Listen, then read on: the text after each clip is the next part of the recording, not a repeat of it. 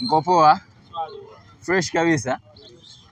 Poa. Bwana mimi naitwa Afande Selemani. Ila sio Amboso, sawa?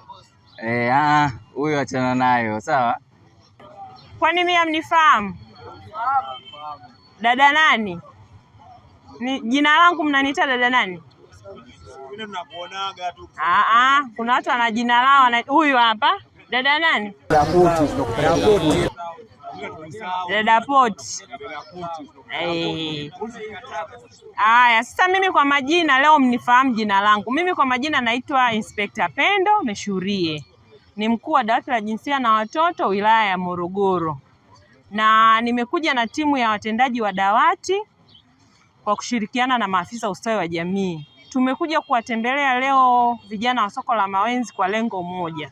Tuko kwenye maadhimisho ya wiki ya watoto wanaoishi kwenye mazingira hatarishi au watoto wanaoishi kwenye mazingira ya biashara, lakini umri wenu unatakiwa muwe shule, umri wenu mnatakiwa muwe nyumbani mnahudumiwa, lakini nyinyi mnajipambania kutafuta nini? Kutafuta riziki. Kwa hiyo tumekuja kuzungumza na nyinyi kuhusu masuala machache yanayohusiana na ukatili wa kijinsia. Tunaamini kwenye maeneo yenu ya biashara wako ambao wanakutana na vitendo vya ukatili wanaofanyiwa, lakini na wapo ambao wakubwa mnafanya nyinyi wenyewe, si ndio Wale wadogo, unasikia mdogo wangu? Wale wadogo, vitendo vya ukatili ni vile vitendo vyote ambavyo unafanyiwa pasipokuwa na ridhaa yako. Vitendo hivyo ni pamoja na kupigwa, kulawitiwa. Nyinyi watoto wa kiume, tunaamini watoto wa kiume nyinyi ni vinguvu kazi, si ndio Nyinyi ndio mnatakiwa mtoe, ila sio nyinyi muingiliwe. Kwa hiyo vitendo hivi tunavipiga sana vita, tunavipiga marufuku. Kama afande alivyosema, tunatukia dawati la jinsia na watoto, sawa? Tupo hapa kwa ajili yenu. Tunaelewana jamani? Kwa ajili yenu kwa sababu gani? Nyinyi ni vijana wadogo ambao mnakuwa, si ndivyo? Kwenye ukuaji wenu tunawategemea sana. Tunaelewana jamani? Yani nyinyi mnatakiwa muwe kigezo chema hapa sehemu hii ya sokoni, sawa? Hizi issue za kuingiliwa kinyume na maumbile zipo nyingi sana. Hatuwezi kutaja majina, lakini wapo ambao wenzenu wanafanywa hayo mambo, sawa? Kuna mwenzenu mmoja hapa soko hili alishakufanyiwa hivyo vitu. Sio, tunaelewana? Kwa hiyo tunavyosema au tunapokuja kuongea tuna uhakika na vile ambavyo vinatokea, na wanaowafanyia inawezekana ni wakubwa kuwazidi nyinyi. Inawezekana wanawarubuni kutokana na vile kwamba wao wana mitaji, si ndivyo? Wao ndo wanawapa biashara, si ndivyo? Anapokupa wewe biashara, basi iwe kwenye biashara tu, asikulazimishe kufanya kitu kingine chochote.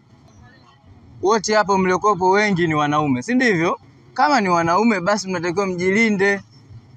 Wewe leo ukileft group ujue haurudi tena kwenye group, si ndivyo jamani? Ukiondoka leo kwenye uvulana huu au kwenye wanaume hauwezi kurudi tena. Kwa hiyo lazima ukubali kwamba mtu yoyote anapotaka kufanya jambo lolote ambalo si sahihi kwako wewe, usikubali. Tunaelewana? Kataa. Yaani hata kama atakupa shilingi ngapi, wewe hutakiwi kukubaliana na hilo jambo. Lakini pia nyinyi mshakuwa watu wazima sasa, si ndivyo? Wengine mshabalee. Sasa ukitoka kwenye utafutaji wako hapa, sio ukatafute wanawake ukaenda ukawabaka huko nje. Tunaelewana jamani? Jaribu kuzuia hisia zako. Lakini pia tunatamani pale unapoona mwenzako anapatwa na jambo lolote, wewe usikae kimya. Ukasema ni kwa sababu mwenzangu fulani tu amefanyiwa jambo fulani. Hapana. Hapa sokoni kuna viongozi, si ndivyo? Kama unaona kituoni ni mbali, nenda kwa viongozi. Naitwa Zalani Hamisi, natokea soko la Mawenzi. Nimemsikiliza Afande Sele. Mimi siwezi nikawashoga na kaza.